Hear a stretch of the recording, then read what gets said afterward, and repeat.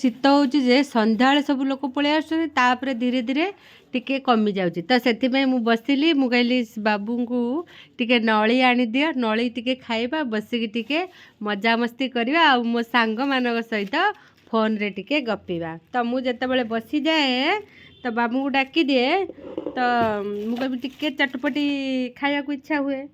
ଏ ଚାଟ୍ ଫାଟ୍ ଏତେ ଖାଉନି ସାଙ୍ଗମାନେ, ଫାଷ୍ଟଫୁଡ଼୍ ମୋତେ ପସନ୍ଦ ନୁହେଁ ଏତେ, ସେ କେବେ କେବେ। କିନ୍ତୁ ପାଖରେ ବଜାର ସବୁ କିଛି ମିଳୁଛି କିନ୍ତୁ ମୁଁ ଖାଏନି ହେଲା। ମୋ ପୁଅ କିନ୍ତୁ ଖାଇଦେଉଛି, ସିଏ ସନ୍ଧ୍ୟା ହେଲା ନା ମାନେ ତାର ହେଉଛି ଖର୍ଚ୍ଚ, ତାର ଚାଲିଛି ହେଲା। ମୁଁ ଏଇ ଆସିଲି, ନଳି ଧରିଲି, ନଳି ଧରିକି ସାଙ୍ଗମାନେ ମୁଁ ଟିକେ ବସିକି ଖାଇଦିଏ, ତାପରେ ଯିଏ ଆସିବେ ତାଙ୍କର ପୁଣି କାମ କରୁଥିବି ଆଉ। એટલે ଶୀତ ଦିନ ନା, ତାପରେ ଆନ୍ଦପୁରରେ, କେଉଁଝର ଆନ୍ଦପୁରରେ ଶୀତ ପୁରା ଅଲଗା ଧରଣର। ବୋପା ମା, ମୋ ଯାଆଟାକୁ ଫୋନ୍ କରିଥିଲି, ସେ ରହୁଛି ଖୋର୍ଦ୍ଧାରେ।